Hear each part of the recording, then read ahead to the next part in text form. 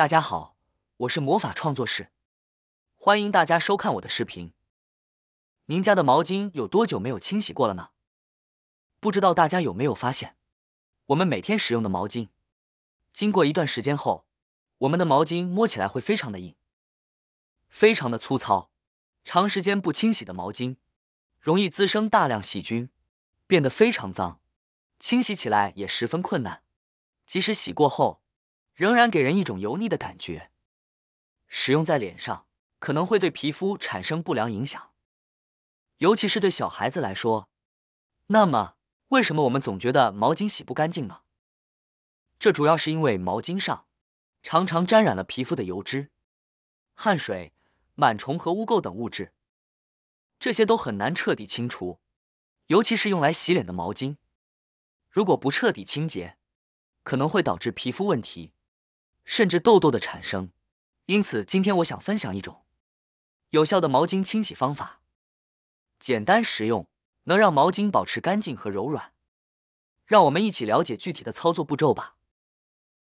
方法一，先准备一个盆，将要清洗的毛巾放入其中，接着往盆中倒入淘米水，因为淘米水呈弱碱性，具有良好的清洁效果。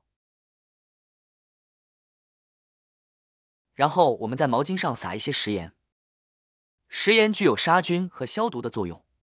食盐撒好后，再挤上一小段牙膏在毛巾上，牙膏的清洁效果能进一步帮助毛巾的清洗。最后，我们再往里面倒入多一些的白醋。毛巾使用时间长了，除了变脏之外，毛巾也还存在发硬的问题。毛巾变硬的原因，主要是由于摩擦次数过多，导致毛巾的纤维磨损，并纠结在一起。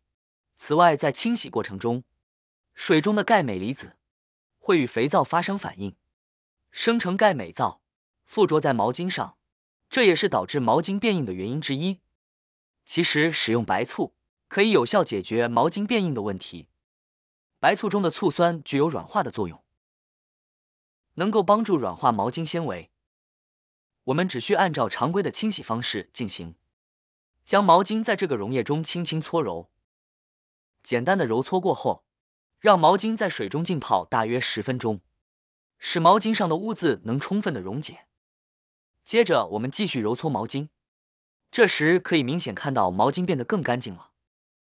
对于毛巾上一些比较顽固的污渍，可以再挤上一点牙膏进行搓洗，然后换上干净的水，将毛巾清洗几遍，以彻底去除残留物。这样毛巾就会清洁如新，并且还会留有淡淡的牙膏清香。经过醋水清洗后，我们的毛巾也会变得很柔软了。方法二，准备一个网袋，把鸡蛋壳放进去，然后把开口绑紧。接下来将鸡蛋壳捏碎，然后放入一个盆中，往盆中加入适量的清水，让蛋壳浸泡20分钟。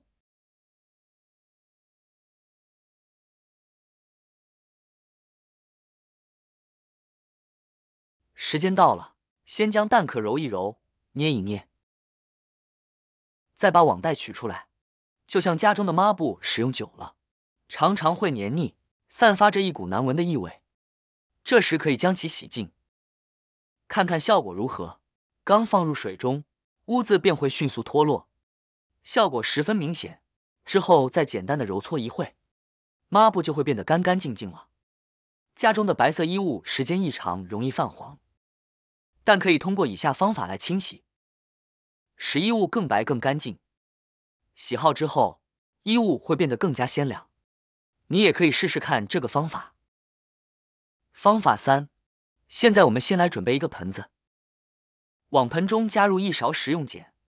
食用碱价格便宜，1大包就能买到。在我们家，经常会准备一点特别的方便。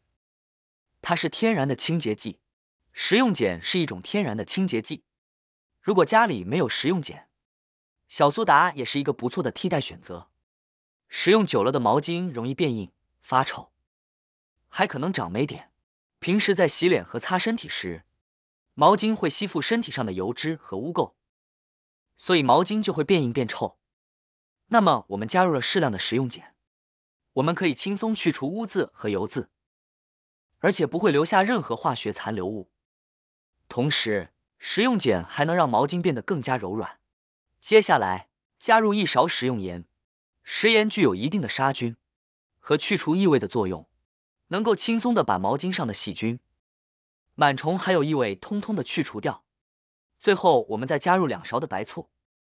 白醋可以软化发硬的毛巾，使毛巾变柔软，还可以去除脏毛巾产生的异味，使毛巾气味清新、柔软。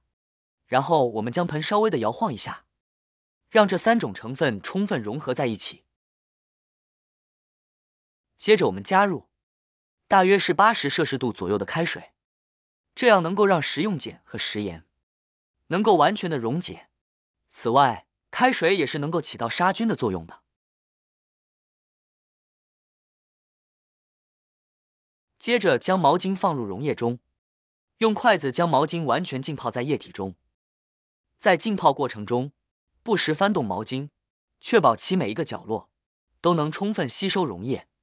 现在让毛巾在溶液中浸泡约10分钟。在这段时间内，我们就可以去做其他的事情了，无需过多关注。10分钟后，毛巾已经完全浸泡，水温也有所下降。现在我们可以看到，浸泡毛巾的水质已经变得又脏又黄了。在这个时候，我们就可以拿去用清水把它彻底的多清洗几下。在清洗的过程中，我们就明显的能够感觉到毛巾变得特别的柔软了，而且毛巾内层的滑腻物质也会随之消失，毛巾的整体感觉变得干净清爽。这种清洗方法适用于所有类型的毛巾。清洗干净后，也没有任何的异味和臭味了。